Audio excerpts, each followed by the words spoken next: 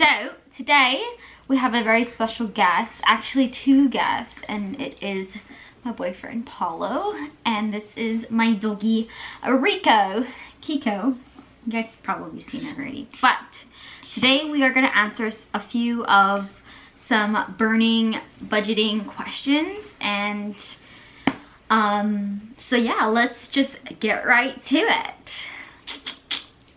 And before we even start this video, we just want to let you guys know that we're not in any way trying to tell you guys what you should do. This is just pretty much what me and Paulo, what works for me and Paulo, and we did a lot of trial and error before we did this, so yeah. Hopefully you guys can get some tips from what we say and what we've been doing, and hopefully it can help you a little bit on your situation with your financials in your city. So yeah, let's get on with the questions. So what made you want to start, Paulo? Budgeting, or I guess both, right? I guess, but what made you want to start saving and budgeting and all that Tracking kind of my stuff? finances Yeah. and all that. Well, I think basically when I first graduated, I was 21 years old, and after working for a year with decent amount of pay, I looked at my bank account statement and wondered where all my money went throughout that whole year. Because I wasn't able to save anything. Really, all my money, or the amount in my savings or checkings account, just stayed the same for that whole year between 21 and 22. And I wondered to myself why that was. And, I realized that I was spending too much on certain things that I didn't need to spend on. So I decided to track what I was spending my money on, because, you're working hard for it. So you might as well not waste it away, because you're slaving away for money, so you might as well be smart with it, make smart decisions. And then I guess once after that I decided to track my finances. Budgeting, I guess after moving out and everything, you realize that without your parents, you gotta buy your own groceries, pay your own bills, make your own appointments. Yeah, do everything on your own. Yeah. Nobody's gonna help you, so I decided to be responsible and try to figure out, alright, since nobody's gonna help me with this living my life, I might as well learn and help myself. Because at the end of the day, nobody's gonna tell you what to do. Nobody's gonna tell you should be saving this much amount of money, or spending this much, or tracking this or tracking that. You gotta just figure it out on your own for the long term. But yeah, that's the main reasons, I guess. Trying to figure out where all my money went and trying to be more responsible, since we live on our own. All right. What about you? Me, I just started budgeting not recently, but I remember in college I was kind of strict on myself while I was introduced to it, but I wasn't like tracking things. So for me, it was like as soon as I got out of college, I was so deprived of like spending, and when I started making good money, I was just very careless with things, and I just never really thought about the purchases I've been making. So Paul really inspired me to start saving and stuff, and start thinking about my future, because at the end of the day, it's like you work hard for your money, and you don't want to like waste your time working and not thinking about what you spend. So for me, it was just like I just wanted that financial freedom and start thinking about our future together. Yeah. Just wanna add on to my reasons as well. Is one of the big reasons was when I bought the condo. So basically I had to buy a pre-sale, which means I bought it before they build it, basically. So that was about 3 years ago, or almost 4 years I now. think so, yeah. 4 years. 3.5 maybe. Yeah, because you bought it up 22, right? Yeah, and for pre-sale, typically what they do is they take a certain amount every 6 months or a year or whatever, or until when they hand you the keys. So I had to save about, I would say 30,000 within a span of a year and a half or 2 years. So I had to really budget what I was spending on and how much I was actually saving, so I can save 30 grand within those two 1.5 or 2 years. Yeah.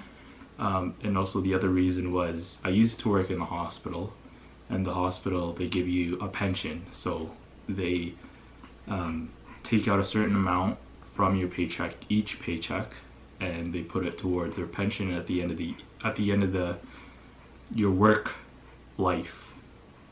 When you decide to retire, they give you that contribution that they've accumulated back to you, basically as a paycheck at the end of the year. But since I decided to leave the hospital to work for a private company,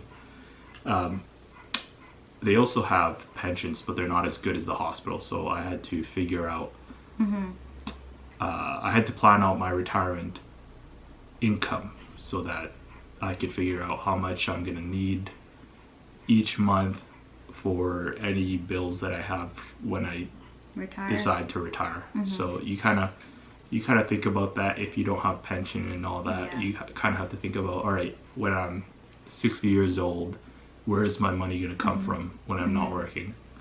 And that really, you start to track, your contributions and RSP contributions, TFSA contributions, your retirement fund, and you just try to figure out on the way to, as you get older. It's really hard that, like, for my job, I don't have pension, payments, so, you really have to really think about retirement, and I feel like everybody worries about retirement when they're older, but they don't really think about it when they're in their 20s because they're so focused on so many other things.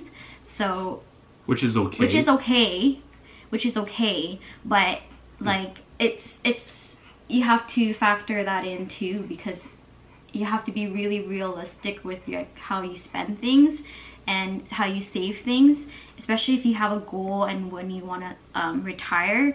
That's super important. Yeah, because it's easier to plan it when you're younger, rather than when you're older. Yeah. When you have more responsibilities, more bills to pay, when you have kids and stuff. Yeah. It's better to take off the stress off your shoulders when you're older. Then, so might as well start early. It's not like we're depriving ourselves at this age, but we're also trying to think about our future and stuff like that. So it's just a better version of ourselves. Yeah, it's a balance, really. It's a balance between the present day and the future self. How do you budget, and what are some of your method tips? You go first.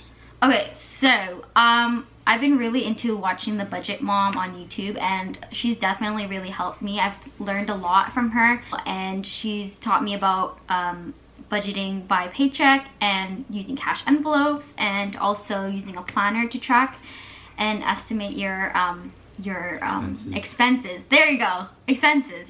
So I recently just got 2 planners actually, and I have one. You can get this from Amazon, and I like this because you can literally budget and track your expenses and also set goals for yourself. So I will do another video of how I do this. You look at the calendar and you track which paycheck goes to which fixed bills, and then from there you can also determine your variable expenses. I also have the cash envelopes, and we also have cash envelopes that me and Paul will mutually put every month for ourselves. Which is like groceries, anything mutual. Like groceries, pets, emergency funds, fun. Yeah. So anything we spend together. And then my personal ones, I have different types. I have like a personal one. I have a transportation envelope where I put a certain amount of cash each month, and then the rest will just go into like, that goes straight into my bank. But again, we'll go over like how we do our cash envelopes in a different video. But pretty much that's my kind of way of how I budget and my method tips, I guess. Me, I just use Excel. It's easier for me to visually see everything at the same place. Yeah, I don't really have a I don't have like cash envelope sinking fund. I just have one account in my bank, and then I have a spreadsheet which indicates how much money, like I have 3 sinking funds. I have property tax, house insurance, and my yearly car insurance that I save for. And basically I just calculate the total amount for each paycheck that I need to put into this one savings account, and I use that one savings account for all 3 of those sinking funds. And whenever I need the money, I just take it out from that savings account and then transfer it to my checkings, and then I pay off whatever I need to pay off. For our like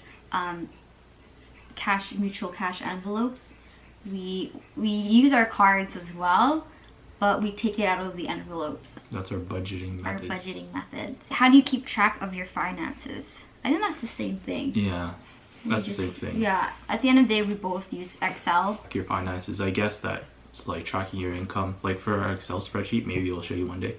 But basically we put like how much we make each paycheck into there, and then we have different categories like food. Bills, personal or miscellaneous or transportation, bills. And then we kind of calculate how much we're actually spending each month, and seeing how much we pocket after we minus the expenses from our income. But yeah, Excel. Excel, same. What percentage of your salary do you put into a savings account at the end of each month? You answer this question first. It really depends on your situation. You have to really sit down and calculate. The first thing you should do is figure out how much you're getting in income each month, and how much your mandatory expenses are. Mandatory expenses meaning like house bills, phone bills, car bills, insurance, medical bills. Everything that's mandatory. Like mandatory, like you have to pay it. Right, that's like automatically taken out of your account each month. And then once you have an idea on how much your income and expenses are and how much you pocket each month, then you can decide how much you can save. Because there's no point telling you, oh, you should save 50% of your income. Because some people don't have 50% that they can save. So figure out first how much your income and expenses are, and how much you pocket. Once you figure that out, then you can decide what you're comfortable with into putting into your savings. Now you need to have a plan with your savings. Like what's it for? Is it your retirement? Is it saving for a trip? Is it saving for you just want to save? Future kids. Exactly. Wedding. Exactly. Anything. Yeah. So once you have an idea on what you want to save for, then you can decide, okay, when do you need this money? And then short-term, long-term goals. Exactly. And then you can figure out how much you need to put in. Exactly. So yeah, and they say ideally, what does it say? Like you have to put in like 40%. Ideally it's 50%. 50% of your salary, but I mean, really, like. Yeah, that's really like tight, but. Usually, the good rule of thumb is try to pay. You know, it's different for everybody, but try to pay all your bills with one paycheck. So that your next paycheck is just savings, you know, whatever it is, like savings or food or whatever. But all your bills, realistically, all your bills should be one paycheck. But if it's not, then it is what it is. Try to, you gotta do the math and figure out how much you're comfortable with. Exactly. What are your biggest tips financial wise? biggest tip I think is to just get started.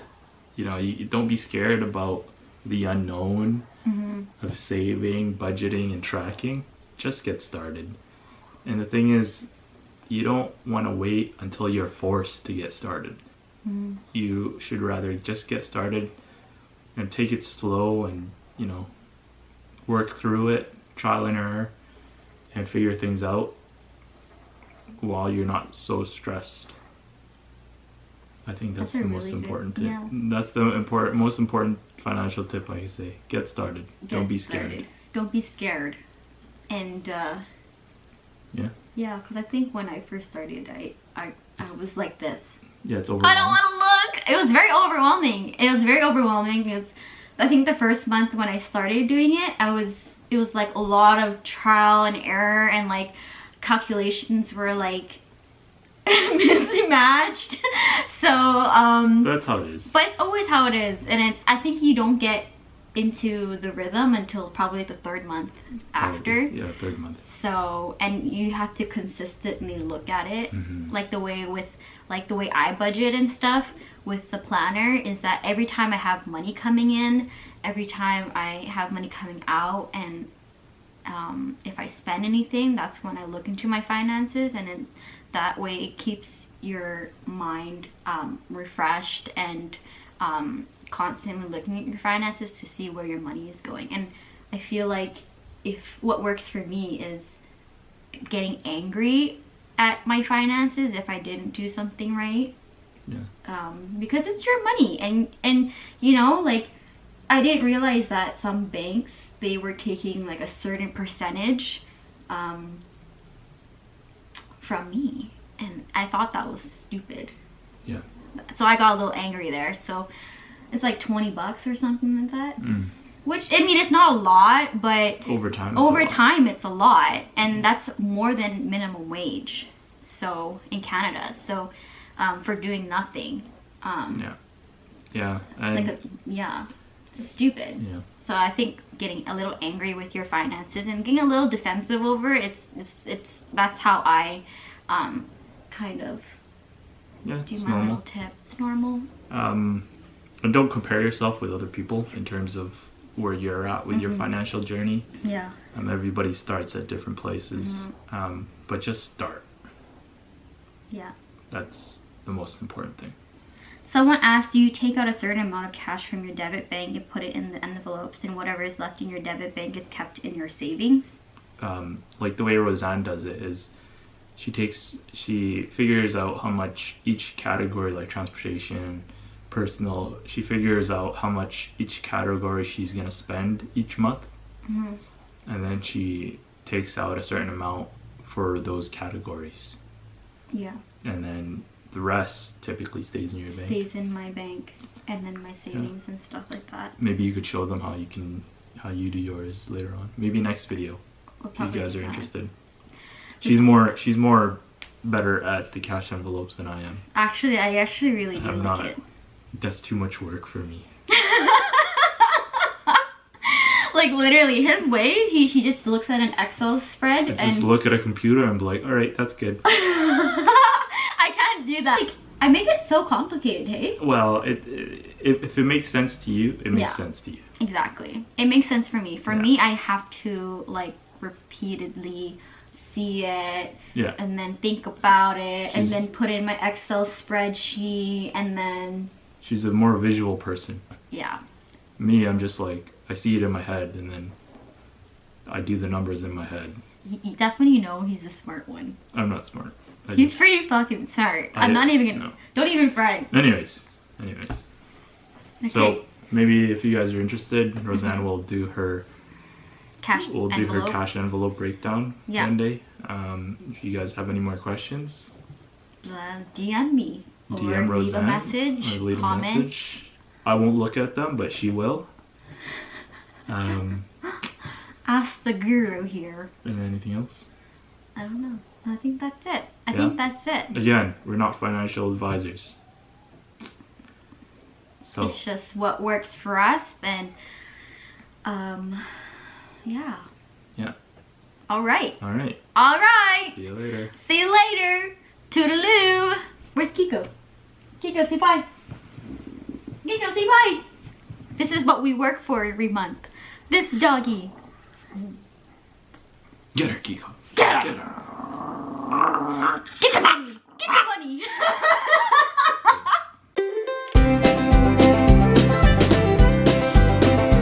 Today we're, oh my god, Kiko's just so weird. Okay, my dog's just really crazy right now, but here, I'll hold her. Okay, so my dog's really naughty. My tip is to just get started with your finances. Okay, maybe I should just not talk then. What? Maybe you should just start the question because I don't want, because yours is like better than mine. No, it's whatever. No, okay, you should do it. Okay, let's just restart that Oh because my you did. goodness. You had a better answer than me. Just get say started. what you think. Oh, okay, maybe I should just get started. No, too. no, Okay, it's- we should start the question then. It's whatever your tips are. It's not like one person's right or the other person's wrong.